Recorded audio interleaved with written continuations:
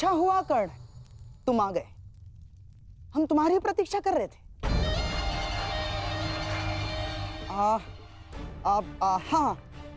सभा का आरंभ मैं सबसे पूर्व महाराज धृतराष्ट्र को राजकुमारी लक्ष्मणा के विवाह की बधाई देकर करना चाहता हूँ। बधाई हो महाराज। और हाँ, अत्यंत खेद के साथ मुझे ये भी कहना पड़ रहा है कि ये अंतिम शुभ अवसर था जिसमें सारे कुरुकुल ने भाग लिया। हाँ, क्या पता इस युद्ध के पश्चात कौन जीवित रहेगा और कौन नहीं।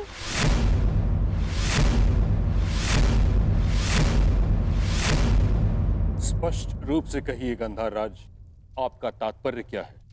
अब से पूर्व तो आपने इस प्रकार के विचार कभी प्रकट नहीं किए, और अब जब दुर्योधन ने कृष्ण को ना चुनकर नारायणी सेना को चुना है, तो अब इस प्रकार के विचार क्यों?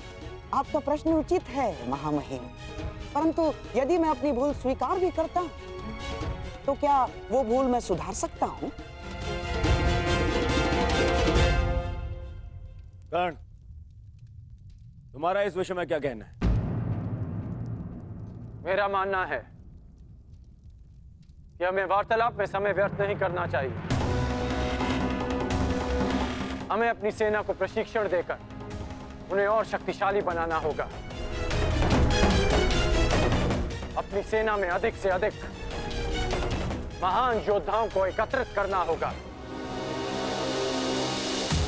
मेरा एक और मानना है कि हमें युद्ध के लिए तत्पर रहना चाहिए।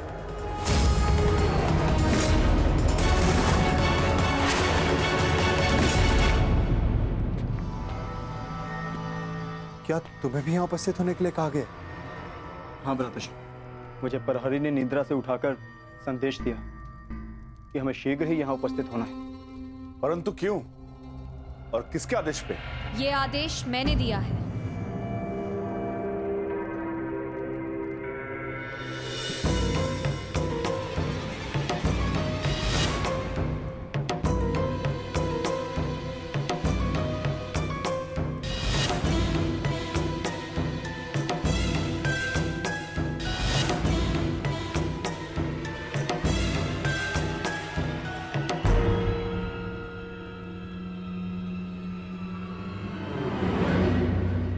पांचाली, इतनी रात में तुम ये?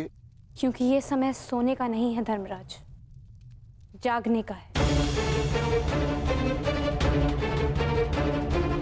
और जो बात मैं कहना चाहती हूँ उसके लिए सूर्योदय की प्रतीक्षा नहीं कर सकती। ऐसा क्या है पांचाली?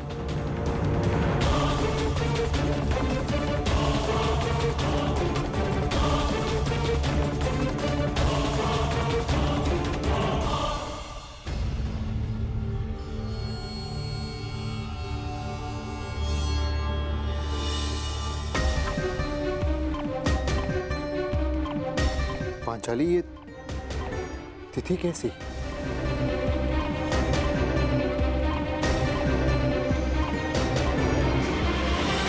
ये वो तिथि है आर्य जिस दिन हम कौरवों के विरुद्ध युद्ध आरंभ करेंगे।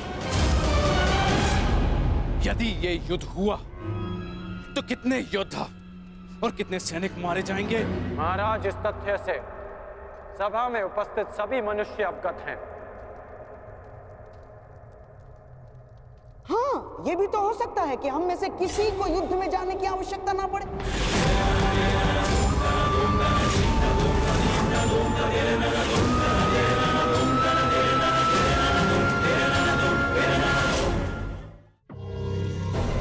महामहिम, जैसे पुराणों में मैंने पढ़ा है कि स्वयं भगवान भी अपने शत्रुओं को एक अंतिम अवसर देते हैं, तो क्या हम अपने शत्रु को अंतिम अवसर नहीं दे सकते? दे सकते हैं ना महामहिम? गांधार राज, युद्ध होना निश्चित है और होकर ही रहेगा। और इसकी उल्टी गिनती प्रारंभ हो चुकी है।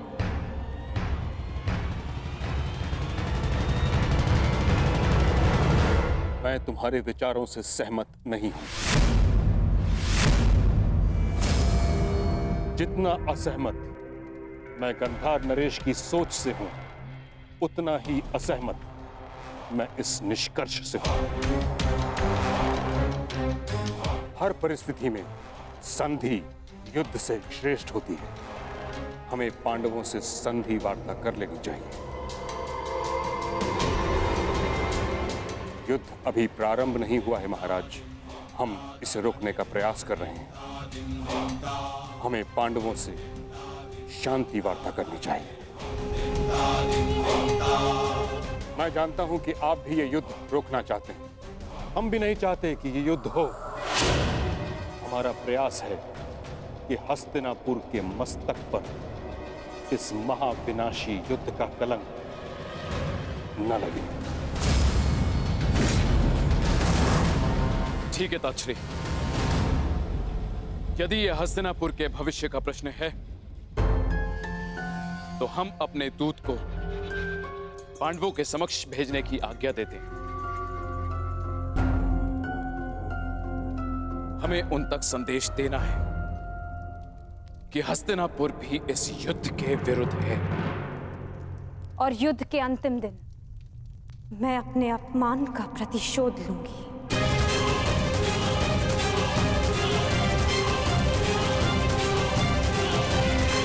जिस दिन दुर्योधन का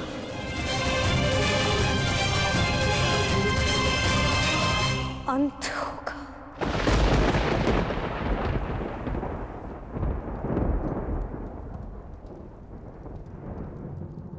महाराज ऐसे ये मेरा अंतिम निर्णय है कर्ण। हमें अपनी ओर से एक प्रतिनिधि चुनना होगा। क्या आपके मस्तिष्क में कोई नाम है महाराज? संजय।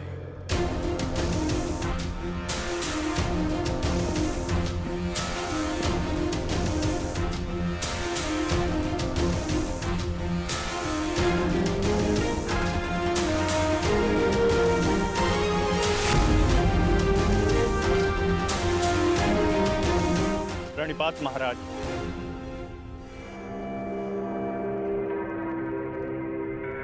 मुझे भी संजय के साथ जाने की आज्ञा दीजिए महाराज।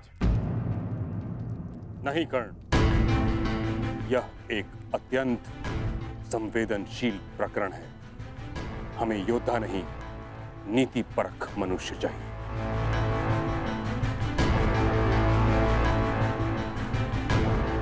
विदुर, तुम संजय के साथ जाओगे।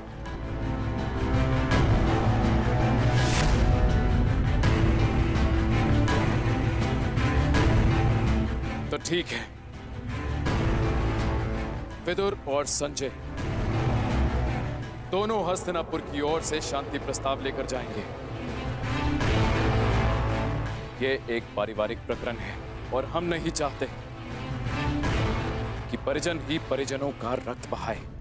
उचित है पांचाली, उचित है। अब ये युद्ध तुम्हारे बताए हुए दिन ही आरंभ होगा।